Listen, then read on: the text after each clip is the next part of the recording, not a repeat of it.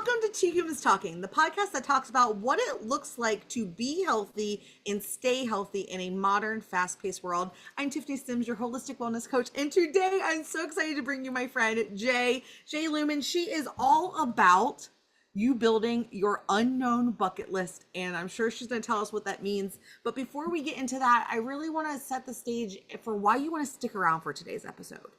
If you just feel like life is one big, never ending dumpster fire, and like every time you try to make a change, you just get crapped on. So you have like that concept of like everything's exhausting and hard. Why even bother? I might as well just let it happen and stop setting myself up for failure. Today's episode is going to be for you, and I hope you stick around. So Jay, thanks for being here.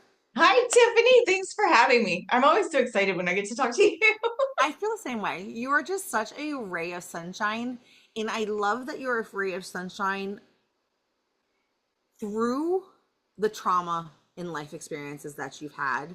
Because, like, your life has had some really massive, life threatening, could not be here moments. And you share those in such a way that it's inspiring, but also like, all right, I really do only get one chance at this. So like, how do I make today count? And like, I love that. And I know our listeners don't know that about you yet, but I just wanted to share that with them, that I just feel the absolute same about you. Oh, thank you. You're Yeah, welcome. I don't know if you want me to dive into it Yeah, or tell us. Well, let's start with like, well, who are you? Where are you from? And like, what makes you you? Kind of like from a sense of like, where would we find you on a Saturday, just kicking back? Like, what's your happy place? I'm Jay Lumen, and because I was raised in the military is probably why I love living everywhere in life. So um I haven't had a permanent house in a permanent address in like a decade. That's so I cool. just, I either, if I'm, a lot of times I'm required to be at the location where I'm working, or a lot of times I can be remote. And if I'm remote, I can choose to be wherever I want. So I literally will go and find a little rental. I'll be like, oh, well, I want to go live over here for a couple months because I know my cousin's getting married. So then that puts me in the vicinity and I can explore that area or, whatever. And just the freedom to truly just live life. True nomad. Yeah. I think it's so fun. Cool. Well, what make like what kind of things make you you? Like when we talk about like a bucket list, what are the Uh-huh. things that yeah, what makes you you? That you are on your bucket list, or how did you get here? So I'm gonna move rooms so that maybe the dog will stop barking. Um, so a point in time where many adults find themselves, they feel trapped in life. They're in a wrong relationship, they're in the wrong job, they're unhappy with their life, whatever the case may be. I mean, we all get trapped in our own circumstances or guilt or doubt or whatever. And for me, I felt like I was in the wrong relationship, which kept me in the wrong job because I was the one financially responsible. And and honestly, for a long time, I couldn't see a way out. Um, but eventually, I realized that I could pay for him to move away, and so that's what I did. What And does then I that was mean? free. Well, I'm sorry. What does that mean? You could pay for him to move away? So I paid for him to move away and go live with his family, 4 states away, so that because I Like mean you everything woke was up and in. you moved him, or like how? What does that mean? I paid for Like, the did you U-Haul. guys like okay? So like you're like I can't do this anymore. We're done, and then Yeah. like shipped all of his stuff, all of his belongings for him to make it. Yeah, like he had become unemployed again for the umpteenth time in our relationship, which, I mean, I'd given enough chances. How many more chances was I gonna give? So I had to stay in a job that I was completely miserable at, but I couldn't rely on him to keep a job. So Right. I had to stay, and I would get up and leave and go to work to this place that I absolutely hated while he stayed home and he got drunk or was still passed out from the night before. And you know, I was paying for that too, Right. which made me mad. So finally I was just like, you know what, this isn't how I want to live my life. This is I'm He's going down. He's If I don't jump this ship, then he's gonna bring me down with him. So I got to get out. And so I did. For the longest time I couldn't That figure it makes out more because sense. Now I understand. I paid for him to move. I got it. Like that so makes sorry. sense. Um but yeah, but everything was in both of, all the bills were in both of our names. So it's not like I could leave. I felt like I couldn't leave because I think that's a really relatable thing for a lot of people. And more yeah, people probably can relate to that story than would ever openly share with their friends, yet yeah, alone the outside world. Because I think because like there comes some shame and some accountability for that, and like how did we get here, and why wasn't I enough for this to happen, and like all of that cycling yeah.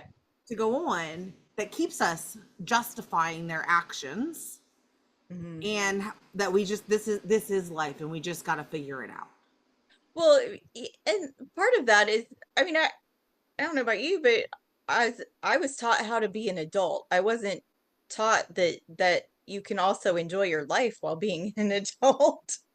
You're a responsible adult, so you sometimes you suck it up and tolerate your choices, and you get into a relationship and you commit to this person. And so, you know, we weren't legally married, but the vows say till death do us part, in for richer for poorer, in sickness and in health. There's all these rules that, and even though we weren't legally married, we treated our relationship like that. So at what point do I say, oh, let's let's stick it through, let's stick it out, let's try and work through it?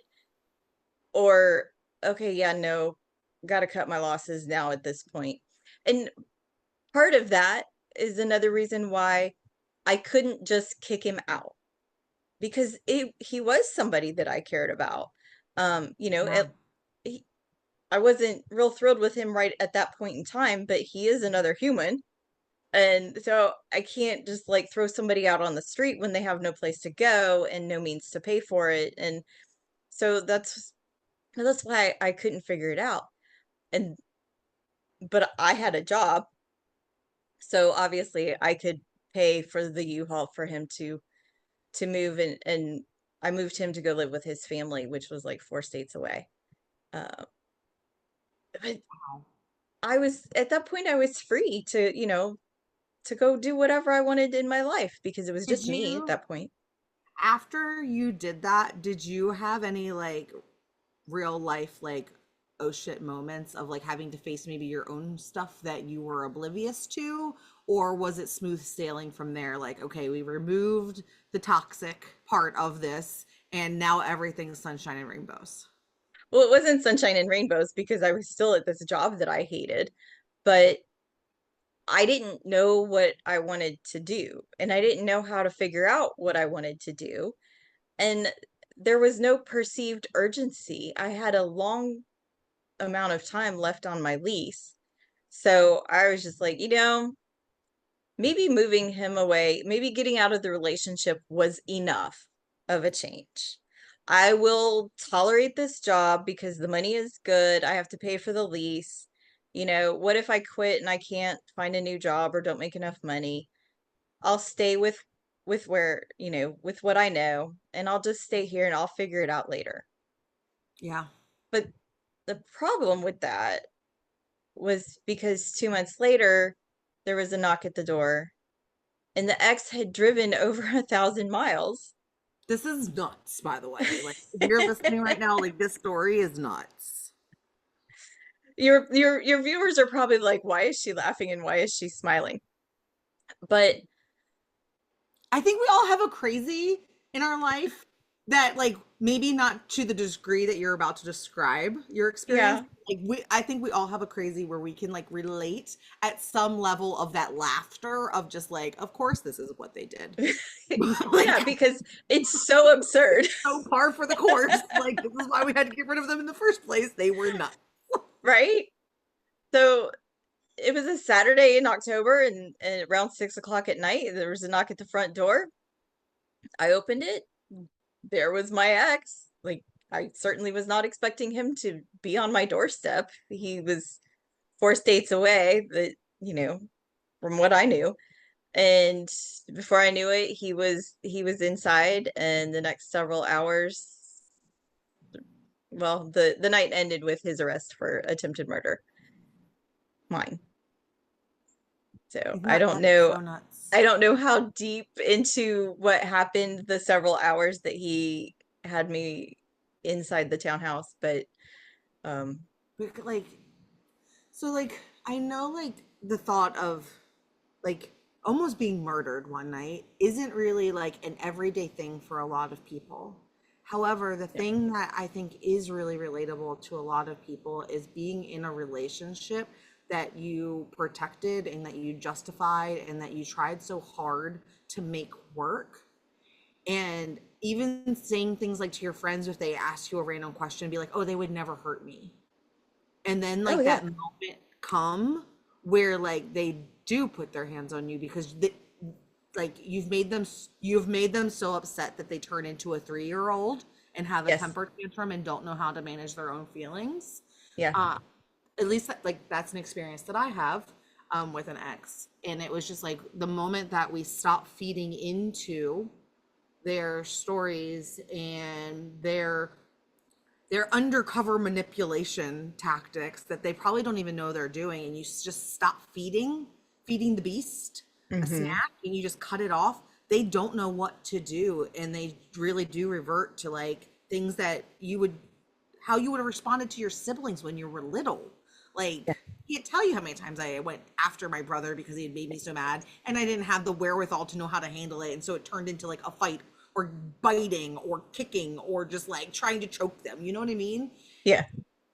Yeah. No, that makes absolute sense because this was not like there was no had he been physically violent before, like there's no way I would have stayed. I would have left. I wouldn't have cared who was paying the bills. I wouldn't have tolerated that. I mean, it's one thing to suck it up and tolerate things in your life, like somebody, somebody that you're no longer in love with, but maybe you're married and have kids or something like that, or you're at a job that you don't like. But when somebody's physically harming you, that's not something to suck up and tolerate. No.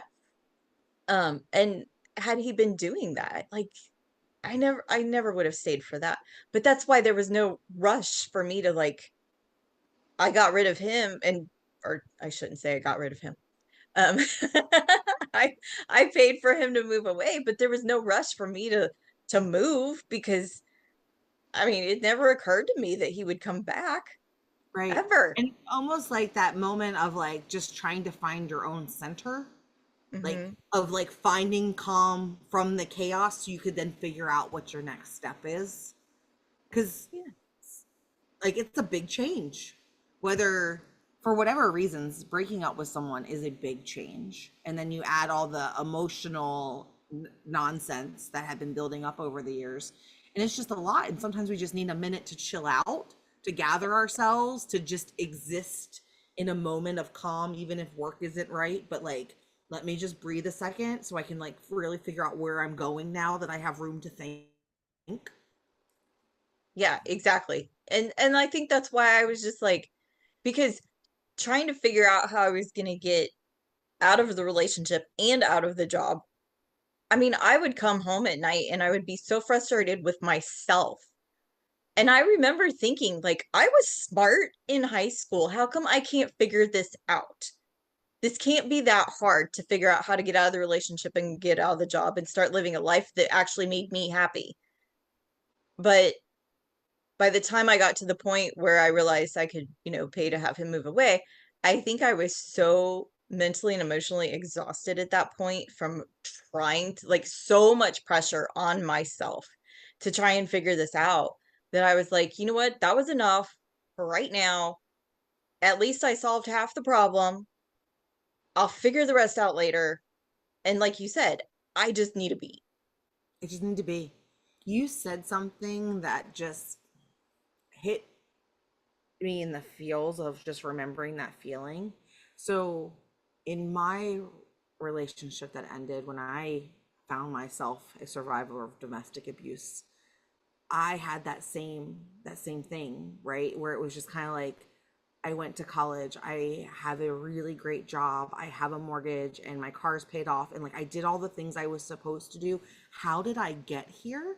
Like Hmm. this wasn't because I'm not the poster child. I don't look like the lady that's on the poster at the health center of, like you think about trailer parks and low income and drugs and sex trafficking and like all of those like quote trashier qualities, and it's like I don't look like that at all. Like my life was put together. Like how did this happen? How did I let this happen to me?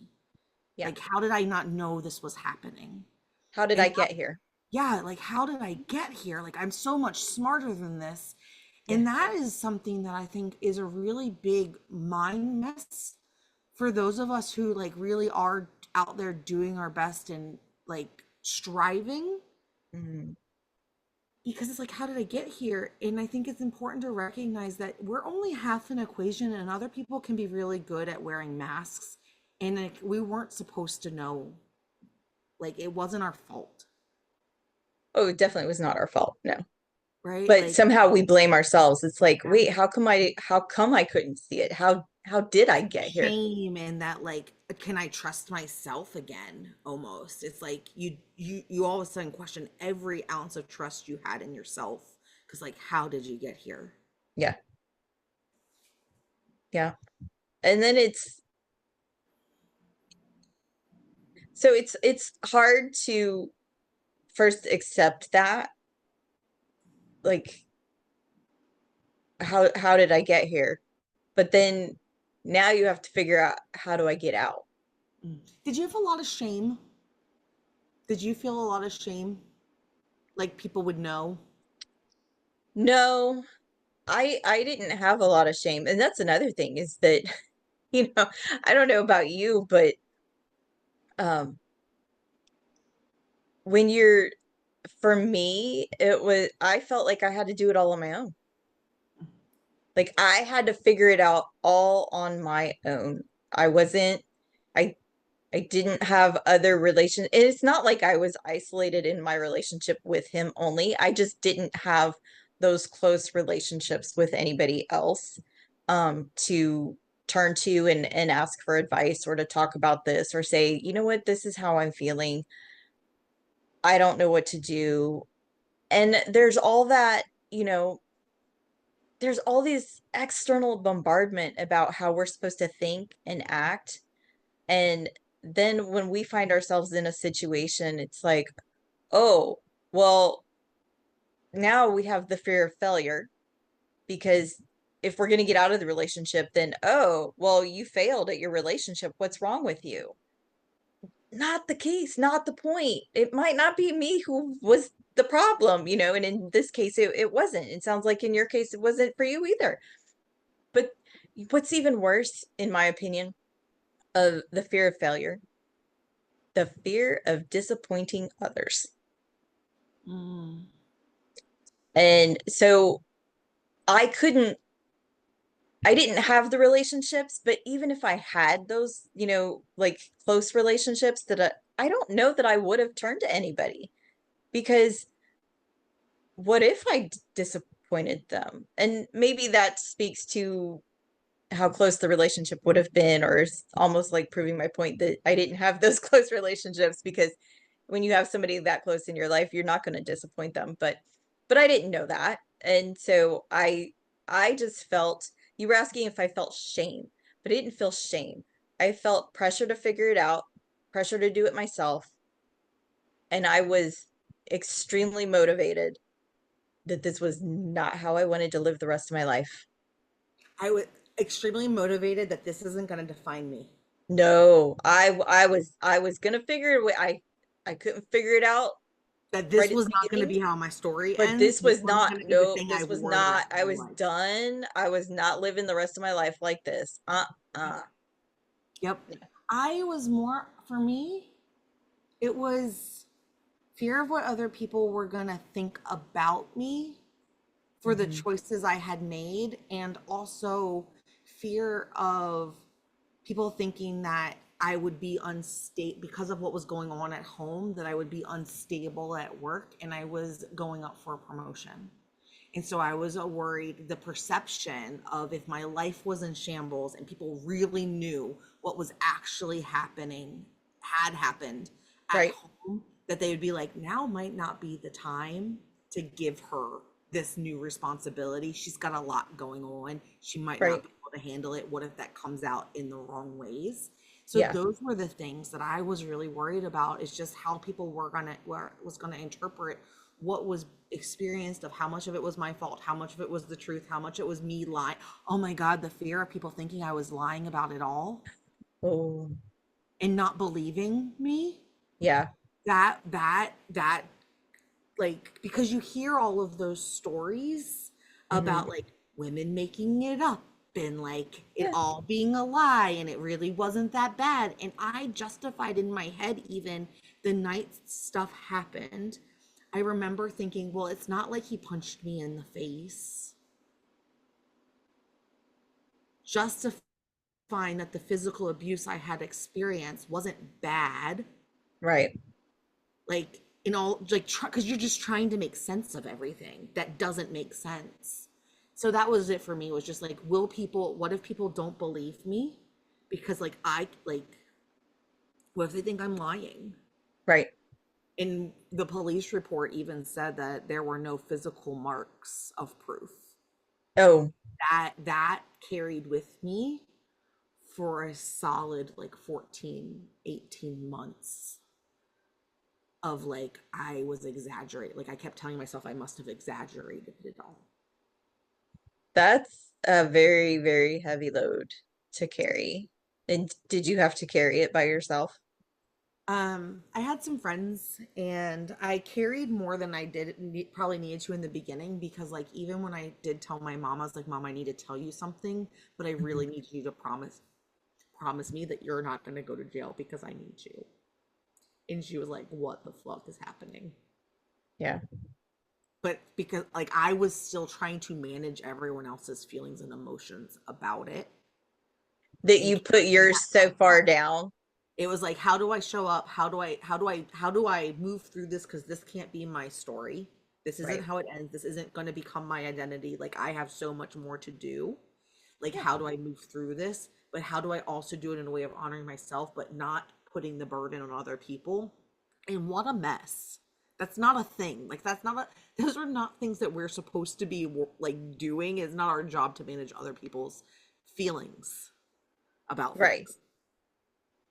But that's, it's as I was listening to you and you were afraid of what other people were going to think of you, and we do hear these stories of, people lie or they exaggerate or whatever, and to speak your truth to someone for the first time when it's not been the first experience you've had with it Mm. probably even heightened that. I'm going out on a limb, and totally presumptuous limb here.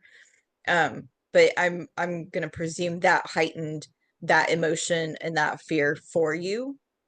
Was It's not like, and I don't know what happened to you, but like the first time the first time it happened, you were probably like, what was that? And it was probably just a fluke. And so you don't say anything to anybody. And but then if it was continuing,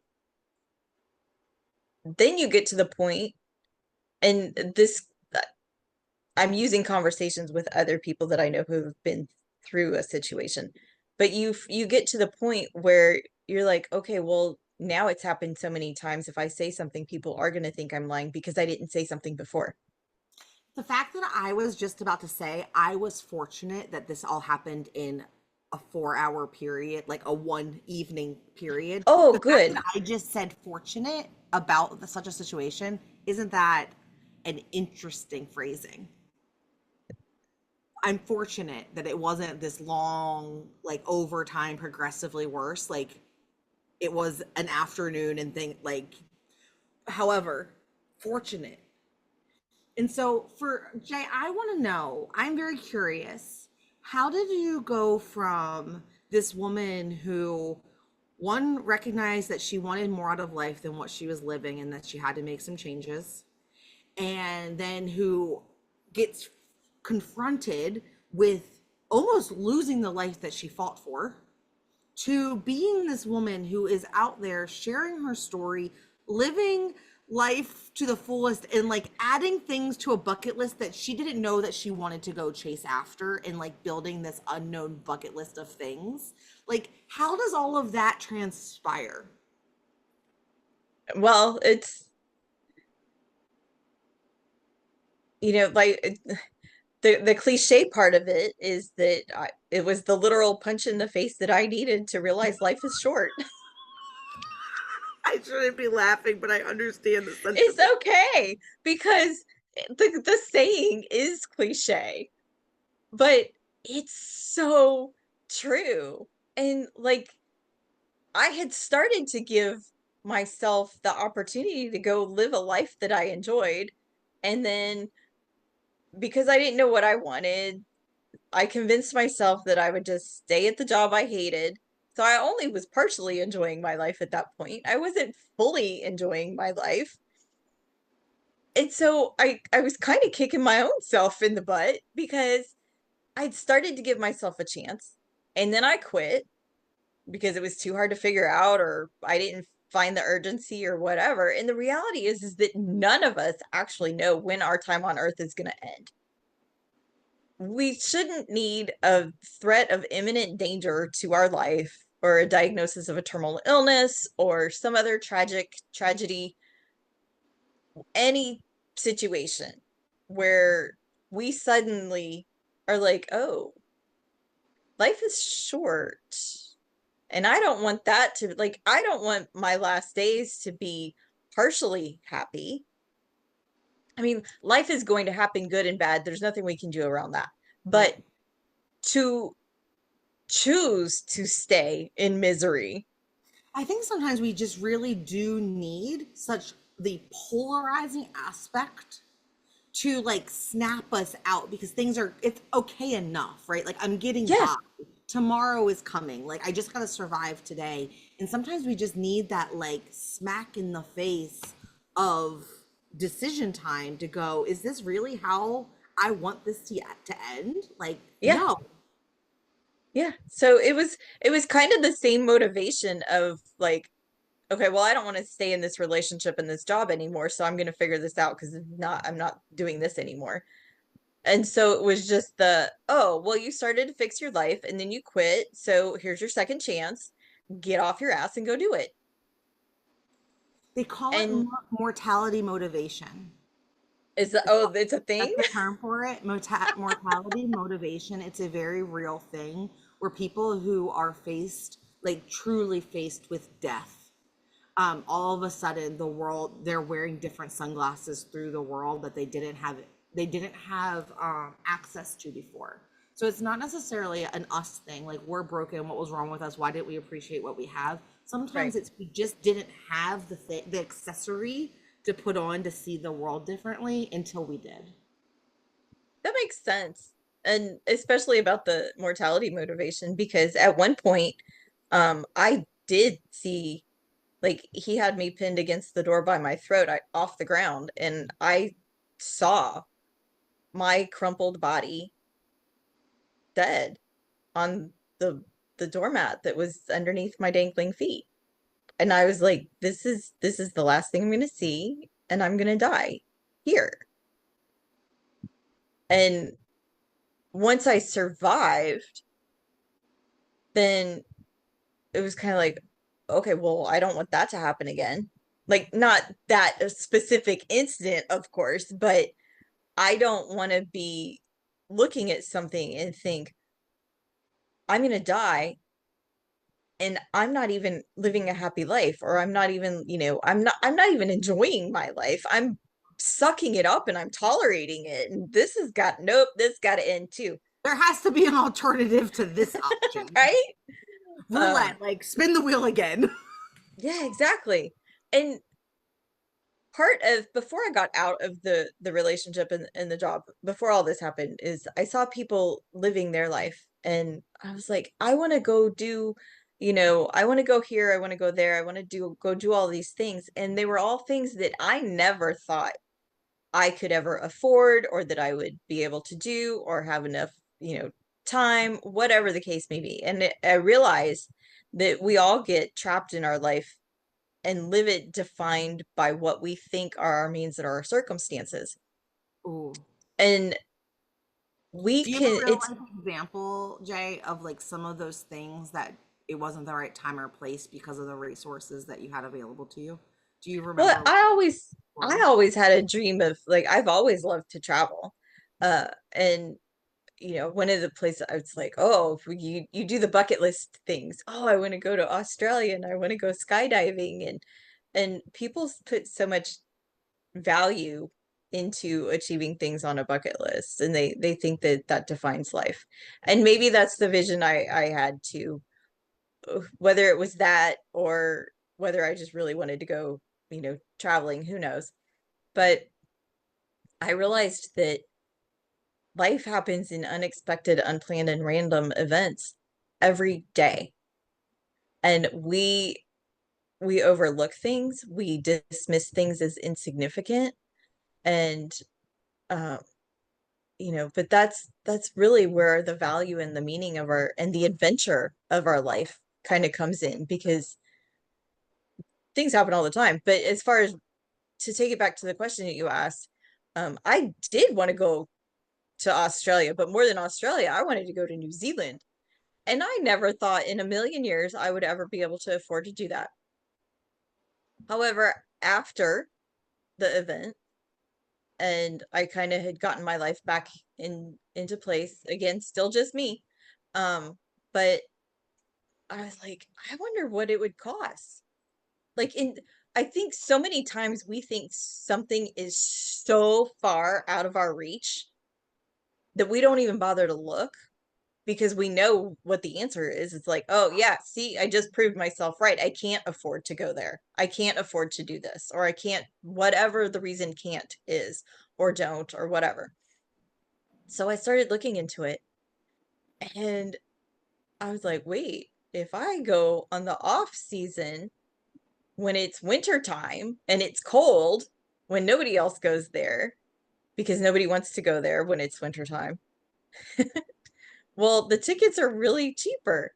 And I've never slept in a hostel before, but a hostel is also way cheaper than a hotel room. And who cares if I have to share a room with random other strangers on the other side of the world? And oh, all the luggage fees, I'll never be able. Oh, well, I'll just take a backpack. And so there's ways to figure it out, and it's just, it's flipping your switch on your thinking, and it's like, Yeah. well, I want this, but these are my means or my circumstances. So how can I get something similar, or how can I still make it happen? It doesn't have to be glamorous. It does not have to be glamorous. You It can just still has have to the same fill the experience. need. Yeah. And I think that goes back to like your nomad life and what you were sharing earlier, like, oh, I'm looking at my calendar, I'm looking at the events that I have on the books already, and it's like, oh, I have a cousin getting married. Well, what's in that part of the country that I could just go spend the next 3 months living and loving and exploring this area? I'll be there, and then where do I get to go next? And Exactly. I know that nomad lifestyle, that luxury of being a nomad is not possible for everyone. And so like if you're that person who's like, I can't just pack up my kids and like I have a job here, like we get it. No one's saying you have to. We're saying Right. like take the spirit of what Jay's sharing and it's like, okay, what do I actually want?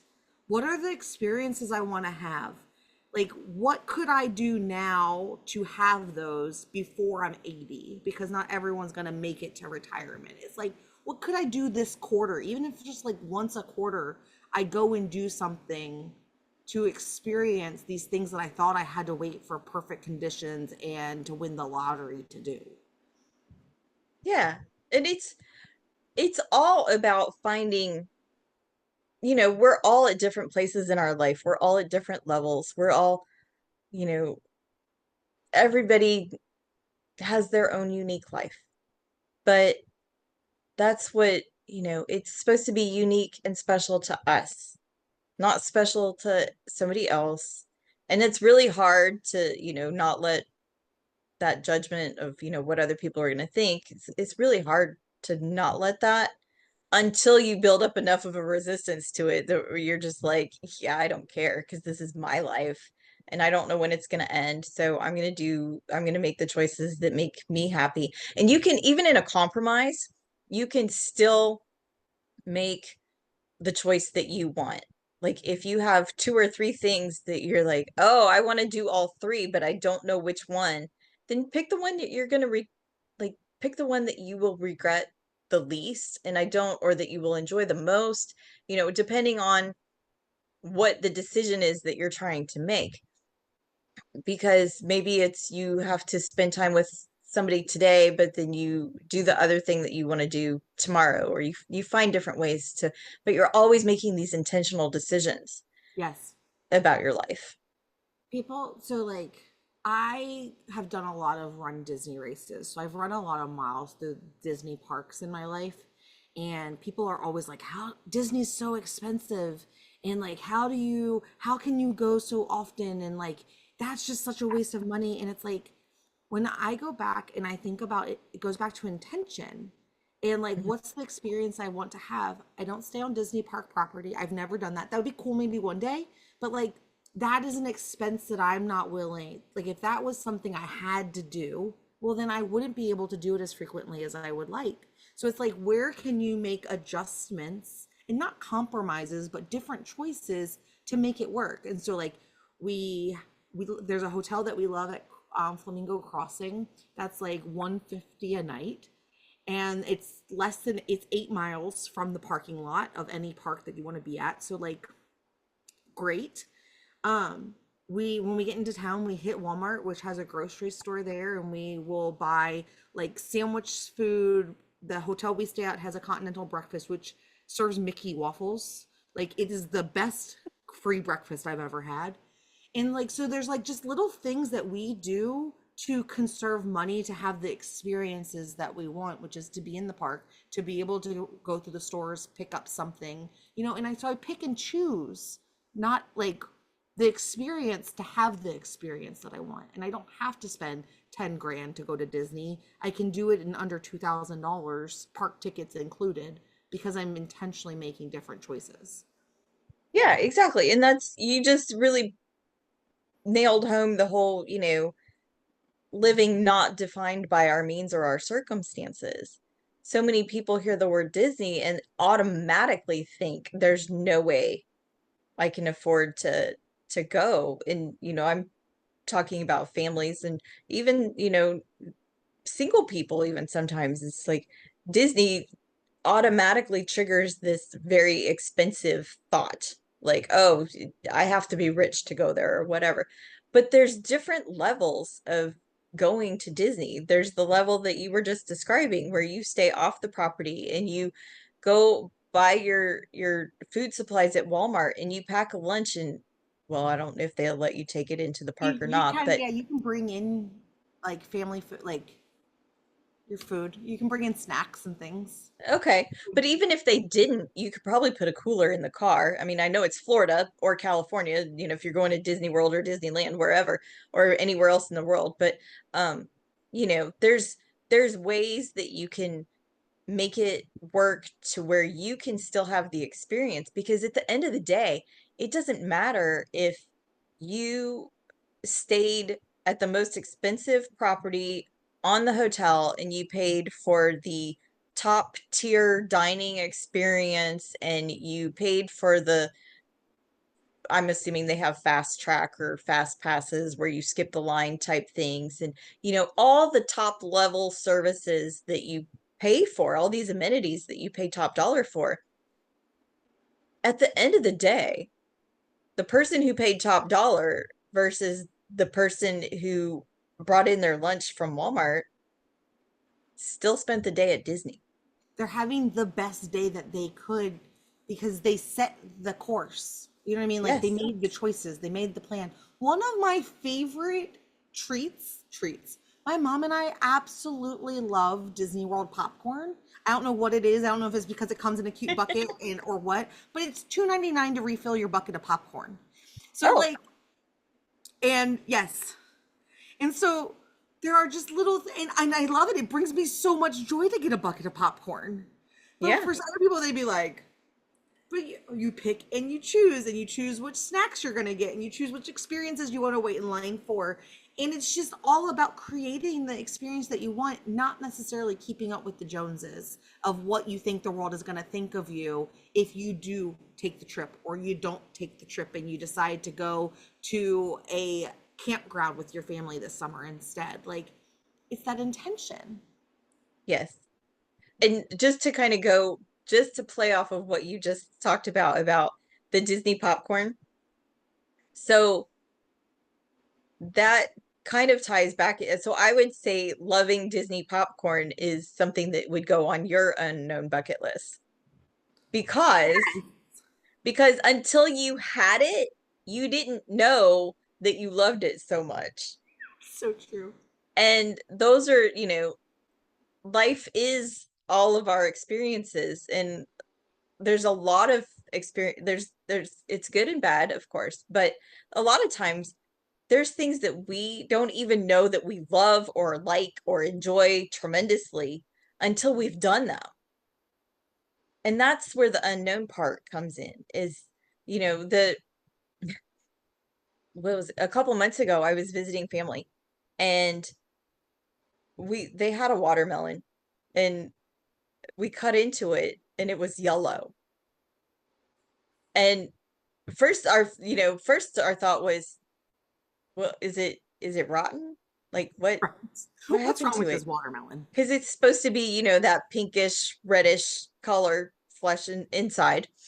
And there's so many different ways you can take that. First of all, you could be mad that the watermelon is not the color it's supposed to be. But why? Why why would you let that stress you out? Okay, so it's not the right color. It's still a watermelon, and there's nothing you can do about it except eat it once you find out that it's not rotten and it's yellow watermelon is a thing, as is a few other colors of watermelon is a thing. But when little stuff like that happens, where it's the unexpected, the unplanned, there's you can get stressed out and react to it. But at the bottom, the bottom line is there anything you can actually do to change the situation? And the only thing you can do is you can decide how you want to react to it. And so when you live with an unknown bucket list approach in mind, then you have a place to put that stuff, where some people would just let it tank their mood, tank their day. Sometimes little things happen and people are just triggered for an entire week. They're still talking about it a week later. They're like, oh my gosh, this thing happened to me. And you're like, can you let it go? Like, why are you still talking it? Like, really? It becomes consuming. And so there's this stress that just builds up for no reason. And so when you have a place to put something like that, then you can just look at it and be like, oh, well, that was interesting. Who knew? And then you put it on, if it's something like that is going to trigger you, if it's going to make you stressed out, then put it on the unknown bucket list. Or if something like that is like, oh, wow, that's really cool, you put it on the unknown bucket list. And it's all those little, so by the time you keep collecting all these things that happen through a day or a week or a month or something like that, you have this supersized life that have been, you've been collecting in all these unexpected mini moments. Oh, And that's so good. but you also like now you can deal with that, or you like this or whatever, and so now you start using it to set goals. And so it's a way of supersizing your life, because not only are you now like, well, I'm not afraid of the unknown because I know how to deal with it. So you go forward and you're like, oh, that happened. Okay, well, I know where to put it, or I know how to deal with it, or I know how to react to it, or, oh, wow, this is super cool. I want more of this. And now you make a goal to go do it again, or go like you have your Disney popcorn. Anytime you go to Disney, I'm sure you get your popcorn. Yes, 100%. And I get obsessed about a new bucket. I have a closet of Disney popcorn buckets that I will never use again, but I see them and they bring me happiness and joy in knowing that one day I'm going to get to fill a new bucket. Like, Yeah. But it's funny that you say that, because when I'm in a new country, I'm gonna share this really, this is silly. So last year I was working in El Salvador, and I've been to the grocery store in so many, I have a ridiculous amount of grocery store knowledge of the United States, but I also have grocery store knowledge of other countries, because I love going into a grocery store in a different country. And I was in El Salvador. I went to the grocery store.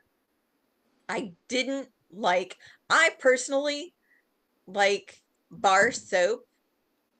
Like if I'm going to shave my legs, or if I'm going to shave my armpits, or, whatever.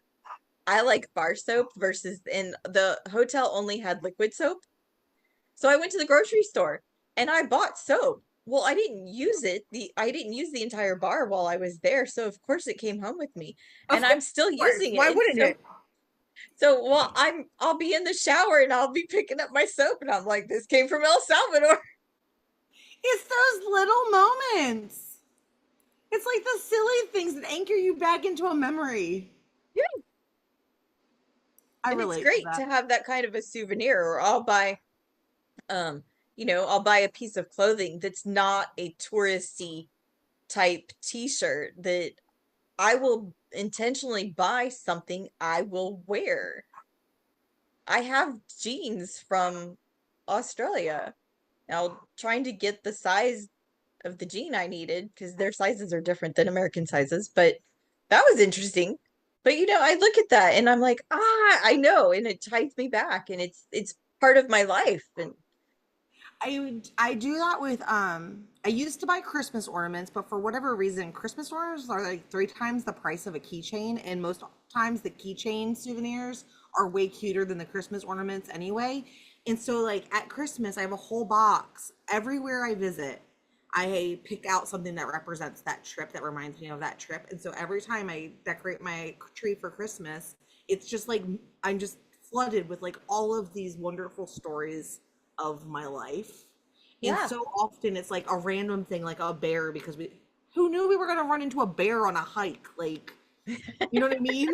And so like it just takes you back and gives you something to be like, wow, I have such a full life. yeah, yeah. And but you were talking about keychains are uh, less expensive than, well, So I take buy a keychain keychains and and they get hung put the and I hang them on the tree. Because they come with exactly. a hook. I Yep. mean, they have a ring. And so Yeah. every You just put a hook through it, or a piece of string, or a piece of rope, or whatever. And so my yeah, Christmas tree has a gazillion keychains all over it. that's Of all the amazing. different places I've been.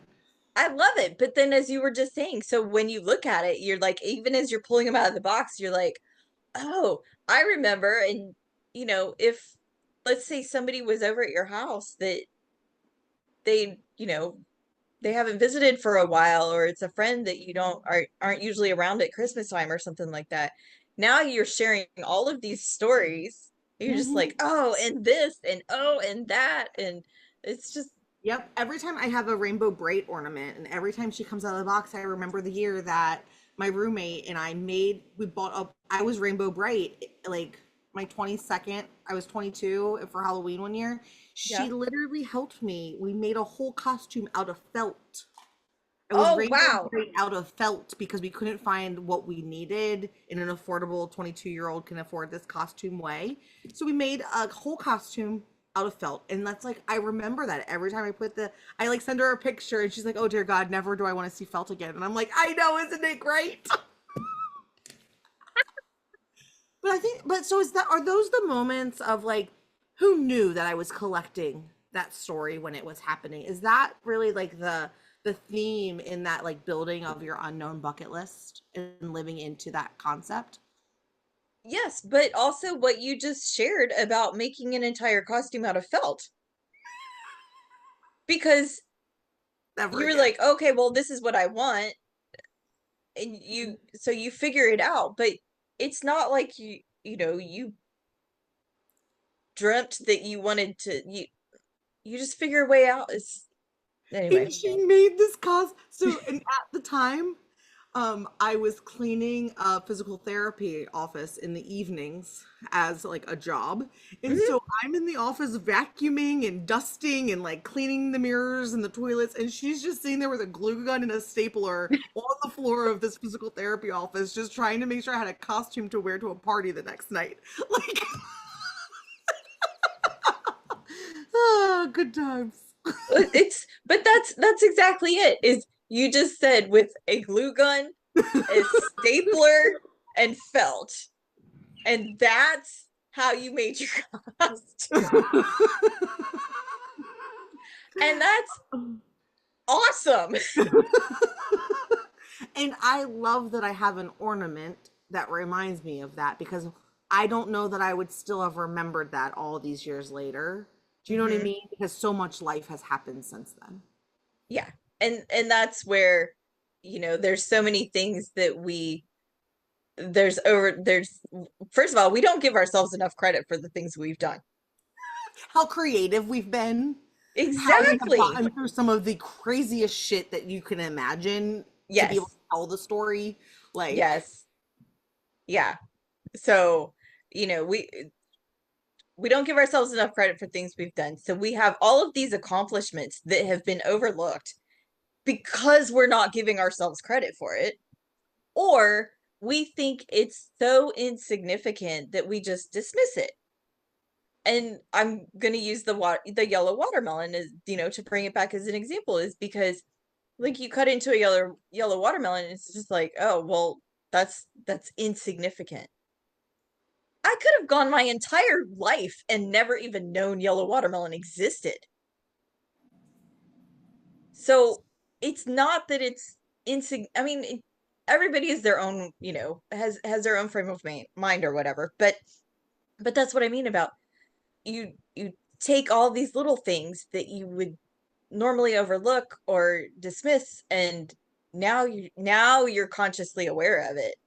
And so now when we're done talking, you're going to start thinking of all kinds of stories in your head. You're just going to be like, yep, so that goes in the unknown bucket list and that goes in my unknown bucket list. and also, I also, because we were sharing things that ended up on your unknown bucket list, now if I ever cut into a yellow watermelon, who am I going to think of? I'm You're going to going think to of you. think of me. And that just connected us. Do you know what I mean? Which is Yeah. the storyline of our life. Yeah, Oh, so good. exactly. So I want to like really bring this home for our bestie that's still hanging with us. So let's say our bestie is really in it. Like life is a dumpster fire. She's just trying to get through today. This life sucks. You just wake up, you go to work, you rinse, wash, repeat, and hope you wake up tomorrow, maybe. Sure. Like, what's the point of trying if nothing is ever going to change? What is like Mhm. a 1, 2, 3 step process for her to just start practicing mastering to get through the suck to the other side? Well, when you're so far down in that black hole abyss that you're just like, yeah, I don't see any light. What's the point? I can't, like, this is just how life is, and here I am. And but if you can start to find little tiny moments, if you walk past a window in your house or in your office or anything like that, just take a moment, pause, look out the window. What do you see? Are there clouds in the sky? Can you make a story with the clouds? Is it sunny? Is it rainy? Can you, just find tiny little moments in a day where you can do something for yourself. If you like to read a book, but you don't have time to read a book, take the book to the bathroom and hide it somewhere in there. Because I guarantee if you go into the bathroom and you're in there for more than 5 minutes, I mean, the kids might be knocking at the door, but odds are well, some kids will come in, but but you find these little places where you can start to find time for yourself to bring in the light into that black hole abyss. Because if you find a little moment here and a little moment there and a little moment here and a little moment there, imagine if you are standing at the bank of a river, a large river, and you're like, I want to go to the other side, but there's no bridge. It's not going to happen. And the current is too strong to swim across. If you take all these little moments and you start dropping them in the river like little stones, they're going to eventually stack up on top of each other. Eventually, it will start to break the water surface, and you continue to collect all these mini moments, and you'll eventually build a bridge to the other side of the river that you want to go to. I love that analogy. So in the beginning, it doesn't seem like it's doing a lot. And this goes for anything in life.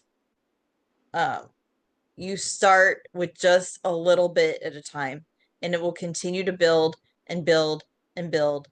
And once you start seeing how to do a little tiny moment, then you can find you can find time to do another, little mini moment to bring light into your life. Whatever that light for you is, whatever makes your heart smile, enjoy. And then just continue to collect more of those moments, and you will find more time. Like, just by starting by just a little bit, you'll eventually find more time. And then you will start to think, it goes back to what we were talking about in the beginning, where we couldn't figure our way out. We couldn't, how did we get here? But you got out, I got out. It is possible to get out of wherever that suck is. But you do it just by little mini moments. I really love that analogy. I'm a very visual person, and it just made such a beautiful, like, comic strip cartoon for me. That was beautiful. Thank you so much for sharing. Jay, how do people find you? How do they connect with you? Well, pretty much everything is the Unknown Bucket List. So if they want to find me on Instagram or TikTok, it's the Unknown Bucket List. On LinkedIn, I'm Jay Lumen. They can go to the unknownbucketlist.com, which is the website. There is, and if people aren't really sure where to start finding their overlooked achievements, or how to start building their unknown bucket list from stories in their life that they've forgotten, there's a self-assessment called, it's a play on words, so it's resume your life or resume your life. That just gave me goosies. That was brilliant. So you can it's resumeyourlife.com or resumeyourlife.com. But so the self-assessment is on there, but also if you go to the unknown bucket list, the same assessment is on there as well. So you can find it either place, but that's what it's called, is you can look at it as resume your life or resume your life, or Oh my, resume your life to resume your life the way you want. right? So, so, so good. Thank you for coming and just sharing your life experiences with us today. I loved having you. I loved the conversation. I can't wait to have you back. And with that, that's Two Humans Talking. I'll see you next week. Thanks for watching. I hope you found this episode as inspiring and actionable as I did. If you're ready to stop just surviving and start living a life where your health, your relationships, and your career work together without the burnout, then it's time that you join the Modern Woman Society. Inside, I'll walk you through my life GPS system, a proven blueprint to help you have it all while thriving. You'll gain tools, coaching, and the kind of clarity that brings big dreams to life without the stress, overwhelm, guilt, and shame that the modern woman is used to. We're going to create a life where you feel energized and excited to wake up every day and fulfilled when you put your head on the pillow. Click the link below to learn more and join countless other women who are redefining success on their terms. Because the life you've dreamed about is closer than you think. I'll see you on the inside.